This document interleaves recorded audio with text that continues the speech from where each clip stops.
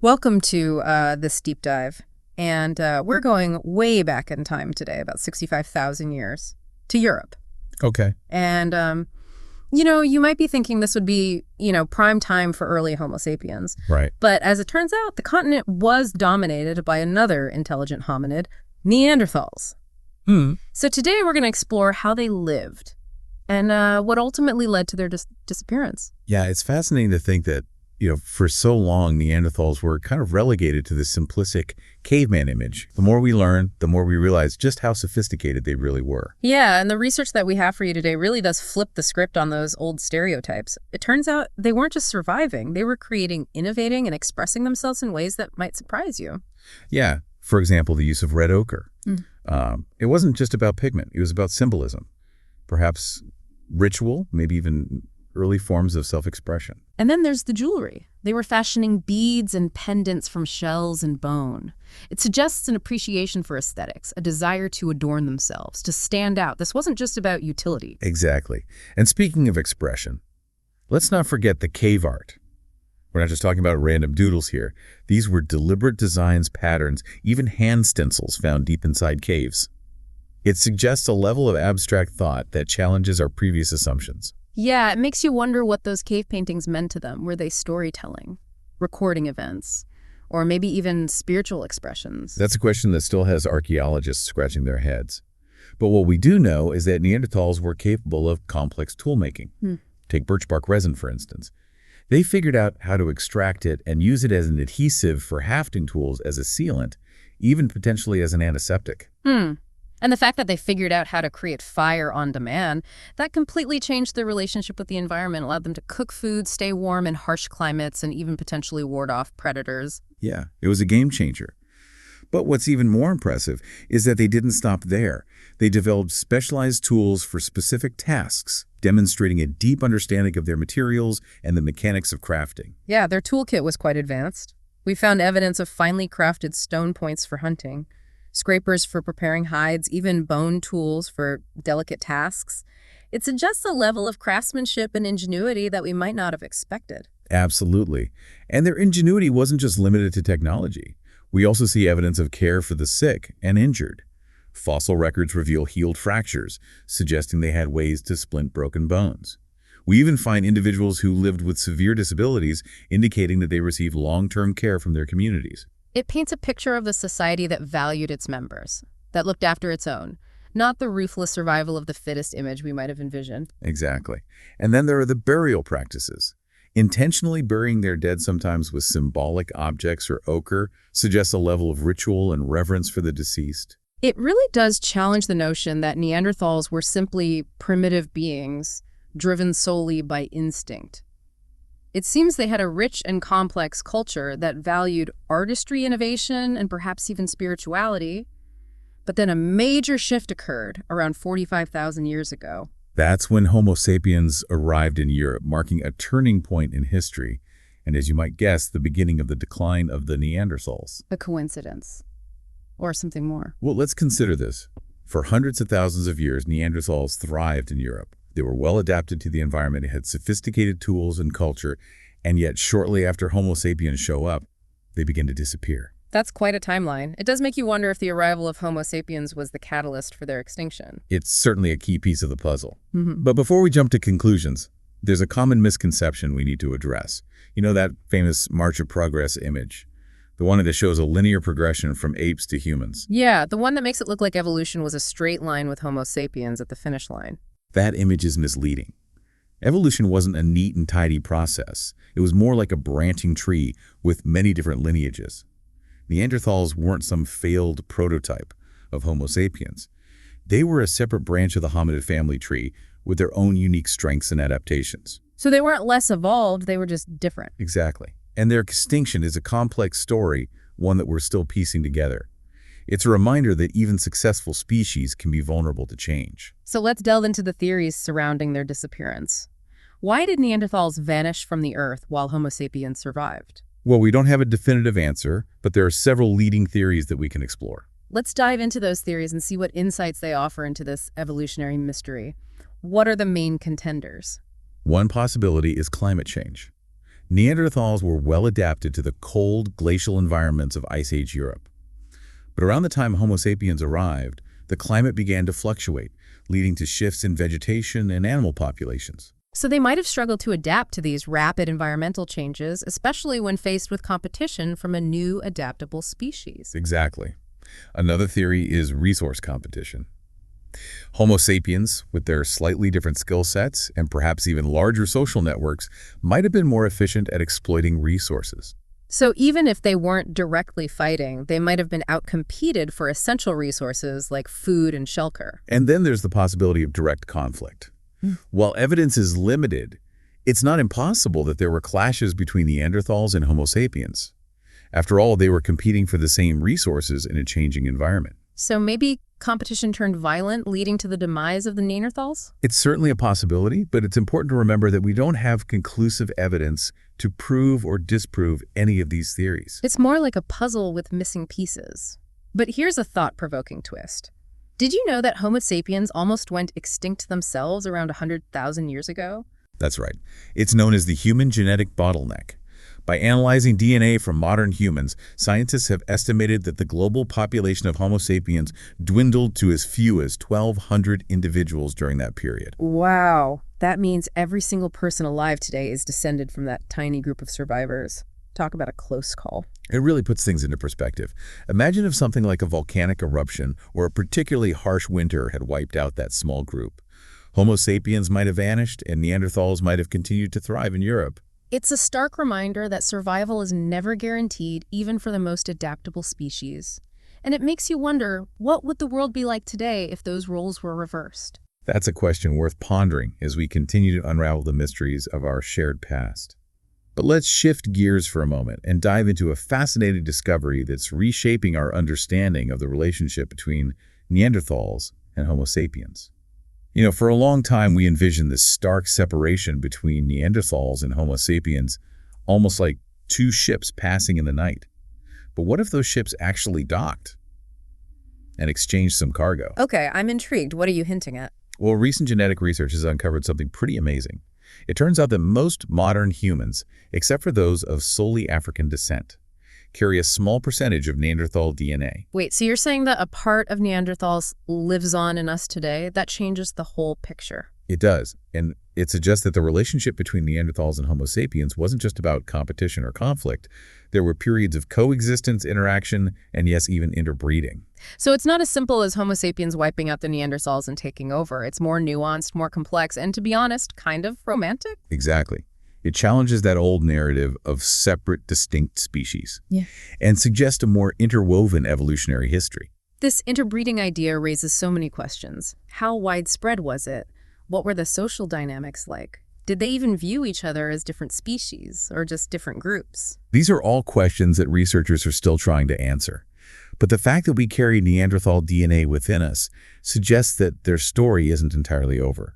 In a way, they live on not just in the archaeological record, but within our very cells. It's like a hidden chapter in the human story that's only now being revealed through genetic analysis. It makes you realize that our past is more complex and intertwined than we might imagine. Absolutely. And this discovery has implications not just for our understanding of the past, but also for our present and future. I see where you're going with this. How does this Neanderthal DNA impact us today? Well, scientists are still exploring the full extent of its influence, but there's growing evidence that certain Neanderthal genes might play a role in our immune system, skin pigmentation, and even our susceptibility to certain diseases. So these ancient genes might be influencing our health and well-being in ways we're just beginning to understand.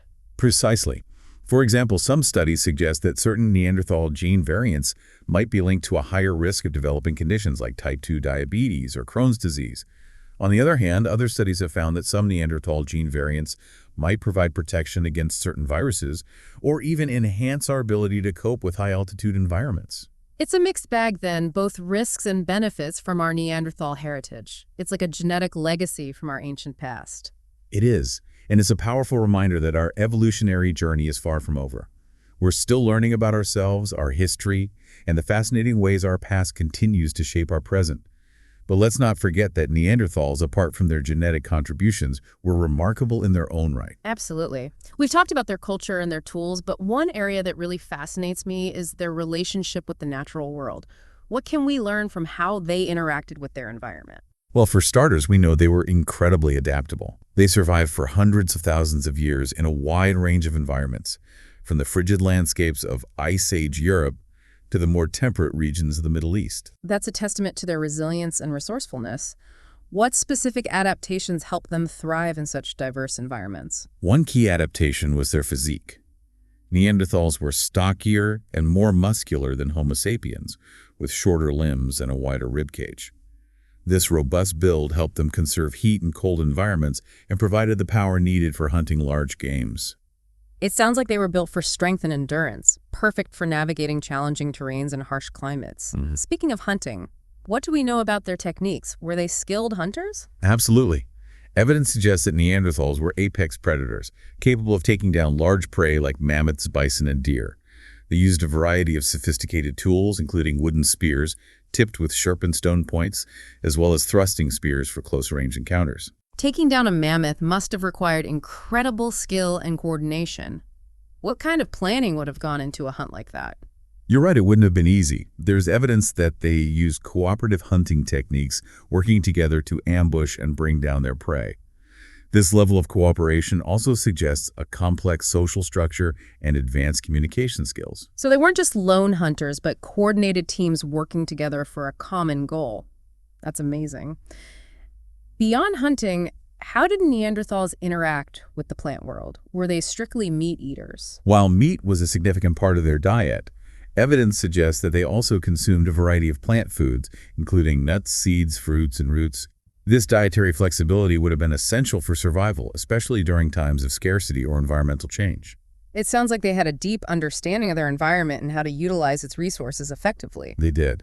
And that brings us to another fascinating area of research: the Neanderthal brain. Okay, let's dive into that. We know their brains were slightly larger than those of Homo sapiens, but what does that tell us about their cognitive abilities? Well, size isn't everything. It's about the structure and organization of the brain that really matters.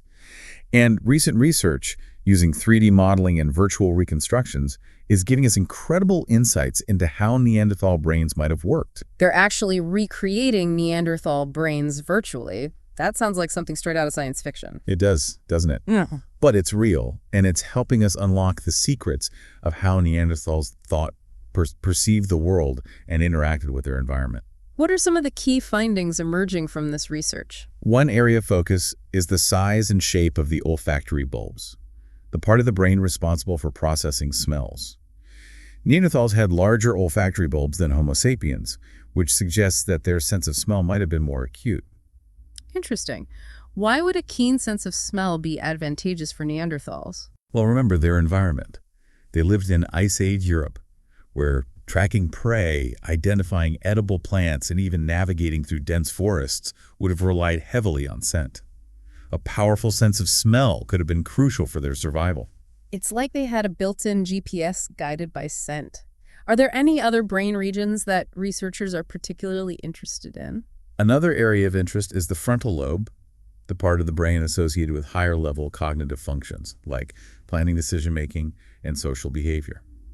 Some studies suggest that Neanderthals might have had a slightly larger occipital lobe, the part of the brain responsible for processing visual information, compared to their frontal lobe. So they might have been more visually oriented than Homo sapiens. That's one interpretation. Yeah. It's also possible that their frontal lobes were organized differently, which could have influenced their cognitive processes in ways we're still trying to understand. It's amazing to think that we can glean so much information about an extinct species just by studying their fossilized skulls. It's like a window into their minds, revealing their unique ways of perceiving and interacting with the world. But what about their culture beyond tools and survival? Yes. Their culture was far more complex than we initially believed. And one aspect that has intrigued researchers for decades is their art. So we've been talking about how Neanderthals were more complex than we once thought, and their art seems to back that up. What can you tell us about the types of art they created? Well, the cave paintings are the most well-known examples. These weren't simple stick figures. We're talking about hand stencils, geometric patterns, even depictions of animals. And they used pigments like red and black ochre, sometimes even charcoal. It seems like they put a lot of thought and effort into creating these images. What can we learn from them? Well, that's the big question. Some researchers believe the cave art might have had a symbolic or ritualistic purpose. Others suggest it could have been a way of communicating information or stories. Yeah, it's almost like trying to decipher a code from a lost civilization. Were there any recurring themes or symbols in their art? There are some patterns that emerge. For example, the hand stencils are found in caves across Europe, which suggests a shared cultural practice. And there are certain geometric patterns that appear repeatedly, hinting at possible symbolic meaning. Yeah, it makes you wonder what those symbols meant to them. Were they clan markings, spiritual symbols, or maybe even early forms of writing? It's a fascinating puzzle and one that researchers are still trying to piece together. Yeah. But the fact that they created art at all speaks volumes about their cognitive abilities and their capacity for abstract thought. It really does challenge that outdated image of Neanderthals as purely primitive beings. Their art suggests a rich inner world, a desire to express themselves and make meaning of their surroundings. Exactly. And it adds another layer to the question of why they disappeared. If they were capable of such complex thought and expression, why didn't they survive alongside Homo sapiens? It's a question that continues to intrigue us. We've explored their advanced tools, their adaptable nature, their complex social structures, their sophisticated understanding of the environment, their surprising genetic connection to us, and now their artistic expressions. All evidence points to a species that was far more advanced and nuanced than previously believed. And yet they're gone. Perhaps their extinction is a reminder that even the most successful species can be vulnerable to change. It makes you appreciate the delicate balance of survival and the role that chance can play in shaping the course of evolution. Yeah, it's a humbling thought, and it makes me wonder, what would the world be like today if Neanderthals had survived? Would we be living alongside them? Would our cultures have blended? Would we even recognize ourselves in this alternate reality? Those are questions that we can only speculate about. But one thing is certain, the story of Neanderthals is far from over. With every new discovery, with every fossil unearthed, with every DNA strand analyzed, we gain a deeper understanding of these fascinating beings and their place in the grand narrative of human evolution. They challenge our assumptions, they make us question our place in the world, and they remind us that our past is full of mysteries and surprises. It's been an incredible journey exploring the world of Neanderthals. They weren't just our ancient cousins, they were pioneers, innovators, artists, and survivors who left an indelible mark on the human story. And their legacy continues to unfold, offering us a glimpse into a past that was perhaps not so different from our present. So the next time you encounter a piece of art, a new scientific discovery, or simply look up at the stars and contemplate the vastness of time, remember the Neanderthals. Remember their resilience, their ingenuity, their humanity, for in their story, we might just find a reflection of ourselves.